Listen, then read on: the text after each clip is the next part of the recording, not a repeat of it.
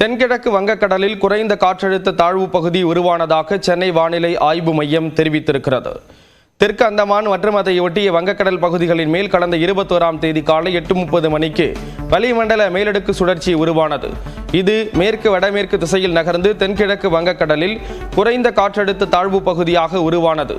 இது தொடர்ந்து மேற்கு வடமேற்கு திசையில் நகர்ந்து 25ஆம் தேதி தெற்கு வங்க விரிகுடாவின் மத்திய பகுதியில் காற்றழுத்த தாழ்வு மண்டலமாக வலுப்பெறக்கூடும் என வானிலை மையம் தெரிவித்துள்ளது.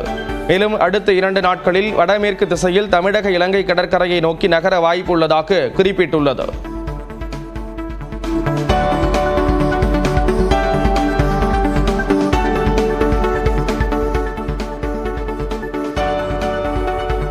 நாகை மாவட்டத்தில் கடந்த 2 நாட்களாக மழை ஓய்ந்த நிலையில் இன்று மீண்டும் மழை பெய்ய தொடங்கியது. எலிப்பாளையம், பால்பண்ணைச்சேரி, காடவாடி உள்ளிட்ட பகுதிகளில் காற்றுடன் கனமழை கொட்டி தீர்த்தது. இதன் காரணமாக சாலைகளில் மழைநீர் பெருக்கெடுத்து ஓடியது.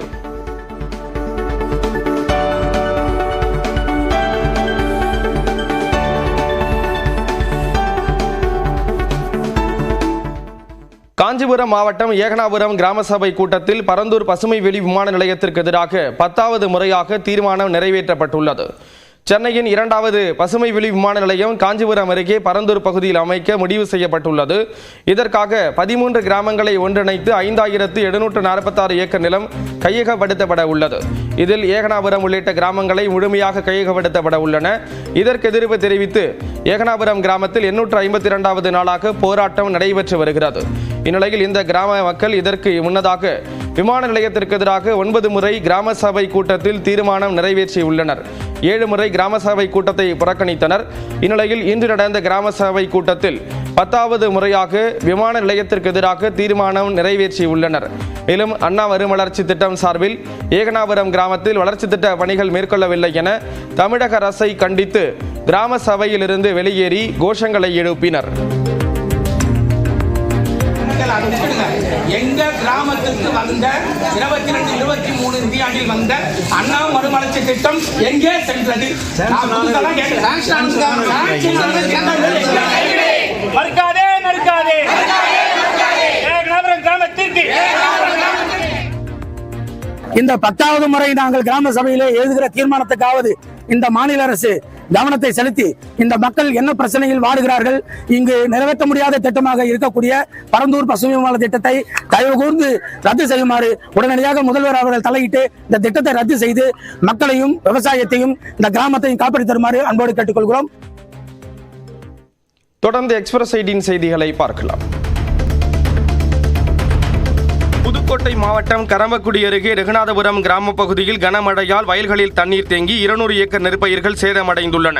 கடந்த சில தினங்களாக புதுக்கோட்டை மாவட்டத்தில் கனமழை பெய்து வருகிறது. இதனால் ரகுநாதபுரத்தில் 200 ஏக்கர் அளவிலான சம்பா சாகுபடி நெற்பயிர்கள் மழை நீரில் மூழ்கியுள்ளன. மழைநீர் வெளியேற முறையான வடிகால் வசதி இல்லாதது இதற்கு காரணம் என விவசாயிகள் குற்றம் சாட்டுகின்றனர். மேலும் இங்குள்ள கால்வாய்களில் கோரை புல், ஆகாய தாமரை வளர்ந்து கிடப்பதாக கூறுகின்றனர். ஒரு ஏக்கருக்கு நடுறதுக்கு வந்து 30,000 செலவாகுது. பட் 30,000 வந்து எங்கள் வீட்டுடைய பிள்ளைங்களுடைய நகைகள், ஒய்ஃபோட நகைகள் எல்லாம் எங்களோட நகையெல்லாம் வச்சு தான் ஒரு இடத்துல விவசாயம் பண்ணுறோம். நாங்கள் வந்து விவசாயத்தை நம்பி தான் அந்த ஏரியாவில் இருக்கிறோம். சுத்தமாக அழுகி போச்சு. 15 நாள் வரையும் தண்ணி வடிகிறதுக்கான வாய்ப்பு இல்லை. எங்களுக்கு வந்து வடிகால் வந்து முறையானபடி வடிகால் இல்லாமல் இருக்குது. இந்த வடிகாலை தயவு செய்து கொஞ்சம் ஏற்படுத்தியிருந்தாங்கன்னா இத்தனை வருஷ காலம்லாம் அந்த வடிகால் இருக்கிறதுனால எங்களுக்கு வந்து கொஞ்சம் பாதிப்பு கம்மியாக இருந்ததுனால இருந்தது. இந்த தடவை வடிகால் வந்து சுத்தமாக வடியாததுனால கொஞ்சம் பயிர்கள்லாம் சுத்தமாக இழப்பீடாக போயிடுச்சு. செங்கல்பட்டு மாவட்டம் திருக்கழுக்குன்றம் அருகே பாலாற்று கரையில் ஆழ்துணை கிணறு அமைக்க வலியுறுத்தி கிளாம்பாக்கம் மக்கள் அரசு பேருந்தை சிறைப்பிடித்து போராட்டத்தில் ஈடுபட்டனர். பாலாற்று கரையில் ஆழ்துளை கிணறு அமைக்க பாண்டூர் கிராமத்தை சேர்ந்த மக்கள் எதிர்ப்பு தெரிவித்து வருகின்றனர். அவர்களை கண்டித்து கிளாம்பாக்கம் மக்கள் அரசு பேருந்தை சிறைப்பிடித்து காலி குடங்களுடன் போராட்டத்தில் ஈடுபட்டனர். ராணிப்பேட்டை மாவட்டம் பணப்பாக்கம் அருகே அரசு வேலைக்கு செல்லவில்லை என பெற்றோர் திட்டியதால் இளைஞர் தீக்குளித்து தற்கொலை செய்து கொண்டதாக கூறப்படும் சம்பவம் சோகத்தை ஏற்படுத்தியுள்ளது. அருந்திப்பாளையத்தை சேர்ந்த பெருமாள் என்பவர் பல்வேறு அரசு தேர்வுகளை எழுதிய போதிலும் அவர் தோல்வியடைந்துள்ளார். இதனால் அவர் தனியார் நிறுவனத்தில் பணியாற்றி வந்த நிலையில் உறவினர்கள் அனைவரும் அரசு வேலைக்கு செல்வதாக கூறி பெற்றோர் திட்டியதாக தெரிகிறது. இதனால் விரக்தியில் இருந்த பெருமாள் மண்ணெண்ணெயை ஊற்றி தீக்குளித்து தற்கொலை செய்து கொண்டார். மாவட்டம் வேப்பூர் அருகே கலப்படம் செய்யப்பட்ட உரம் விற்பனை செய்யப்படுவதாக விவசாயிகள் புகார் தெரிவிக்கின்றனர். சிறுபாக்கம் சுற்றுவட்டார பகுதிகளில் சுமார் 10,000 ஏக்கருக்கு மேல் சம்பா நெற்பயிர் நடவு பணி நடைபெறுகிறது. கடந்த 3 நாட்களுக்கு முன்பு நடவு பணியின் போது இந்த பயிர்கள் மீது தூவப்பட்ட உரம் தற்போது வரை கரையாமல் வயல் முழுவதும் காகிதப்பந்து போல மிதப்பதாக விவசாயிகள் குற்றம் சாட்டுகின்றனர். உரம் நான் என் வயசுக்கு வாங்கி இது மாதிரி நான் பார்த்ததில்ல. பாருங்க 4 நாளாவது இன்னும் மிதக்குது. கடைக்காரங்களை கேட்டால் எனக்கு தெரியாது, நான் வாங்கி விற்கிறேன், எனக்கு ஒன்றும் தெரியாது அப்படின்னு கையை விரிச்சுட்டாரு.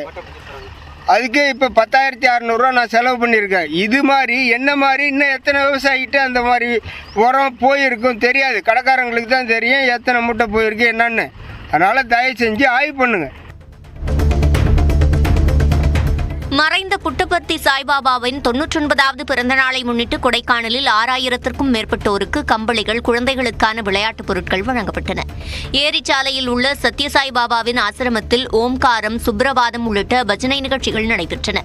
அதனைத் தொடர்ந்து பொதுமக்களுக்கு அன்னதானம் வழங்கப்பட்டது. இதற்காக பல்வேறு பகுதிகளில் இருந்து வந்த பொதுமக்கள் 3 கிலோமீட்டர் தூரத்திற்கு நீண்ட வரிசையில் காத்திருந்தனர்.